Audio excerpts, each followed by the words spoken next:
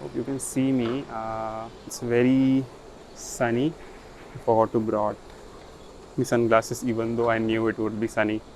So, and I'm standing in front of Swaminarayan Mandir and I'm going to visit the mandir. We are going to see the architectural importance, the design and how it is formed, and it's like one of the most beautiful structures in the city right now.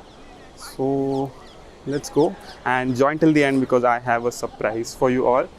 So yeah, it's going to be an interesting episode. Hi guys, as you can see, I'm standing in front of Samudhar Mandir and it's a very beautiful day.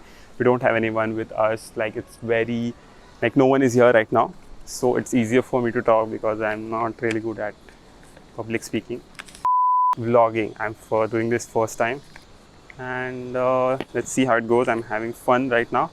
The construction started in 2018 and the construction ended in 2022 in September, and it was designed by architect Sompura, and he really designed all of this stuff, and yeah, because he's the architect, so why not. Right now we are standing in the banks of Godavari river, which is in Nashik, and because it's on the banks of the river, it's designed from a highest point to the lowest point, where now we are standing in the podium, which is 6.75 meters above ground level, and above us is the Swaminarayan Mandir.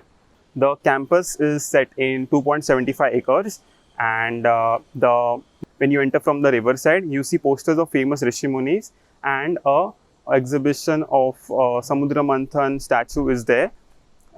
Entering up the staircase, you see scenes of Mahabharata, and that is when you climb up from 0 level or ground level to 6.75 meter level, which is 45 steps up from ground level. Once you climb the staircase, you reach at a point of 6.75 meters from ground level, and here you can see everyone. It's a place of sitting, chatting after you visit the temple, after you take the darshan. Afterwards is a place to pause and chat and absorb all of the beauty of this place. The place is also 50,000 square meter, 50,000 square foot area. Here you can see everything in the corner, starting from right here on the right side of the mandir. Here you can see the birth to end the whole life of Bhagwan Swaminarayan. So all of the statues and posters are placed for Bhagwan Swaminarayan.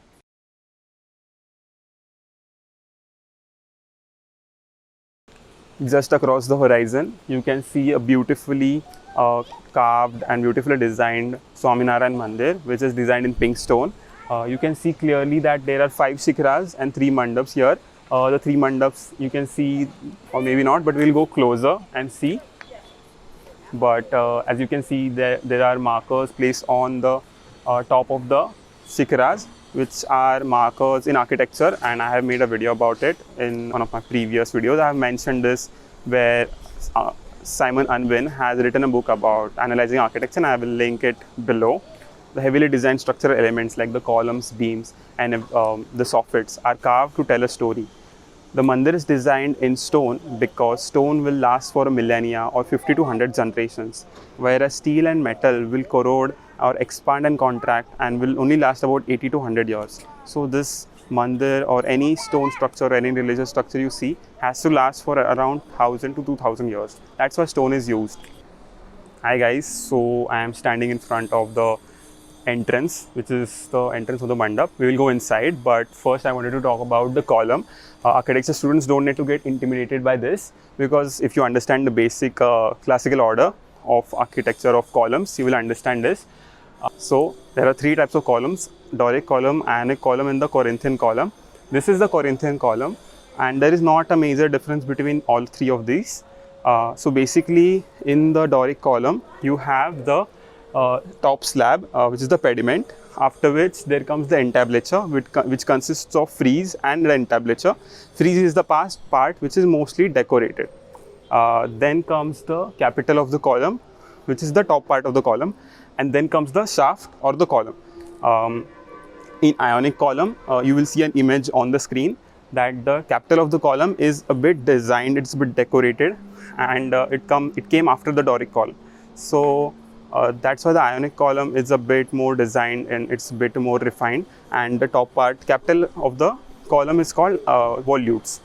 So here we can see this is a Corinthian column, and as you can see, the extruded part is the pediment or the slab, after which comes the entablature. And actually here we only can see the frieze. And why the frieze? As I told you earlier, that the frieze is the only part which is decorated. So the geometric part and the extruded murti you see just below the slab is the frieze, after which comes the capital of the column, which is here behind the statue. I will show a close-up view, and here behind the statue you can see the capital of the column, which is heavily decorated, heavily designed, and the statues of the gods are another addition to it. And basically this is a Corinthian column, and here you can see the designs of the column. Entering the first Nritya Mandap, namely the Hindu stamp, which portrays the entire life journey of Lord Shiv, Lord Ram, Lord Krishna and Lord Swaminarayan. The ceiling of the mandap describes the major spiritual work of Lord Swaminarayan in 16 photo stories.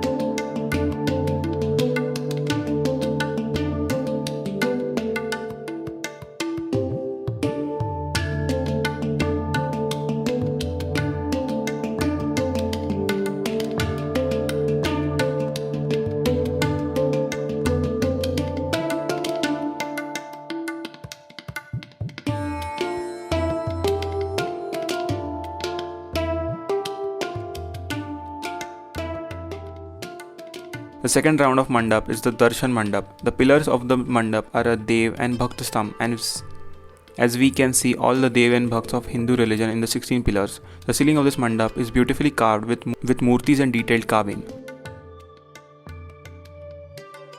The third mandap is the Nilkant mandap. While entering the ground floor mandir, Nilkant mandap is a murti of Sri Nilkant, Varni Maharaj and Guru BAPS of Swaminarayan Sanstha. In Parikrama there are murti of Ram, Sita, Lakshmi Narayan.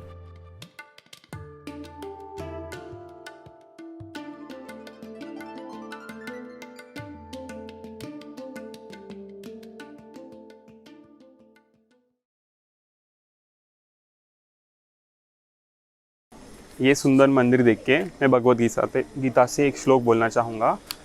यद यद विभूतिमद श्रीमद उर्जितम एवावा तत्तद एवावगच्छा त्वाम मामा तेजो स्मा संभावम, जिसका मतलब है, कृष्णा कहते हैं अर्जुन से कि जो भी संपत्ति, सुंदरता और यशस्वी निर्मित है वो मेरी एक वैभव की छवि है।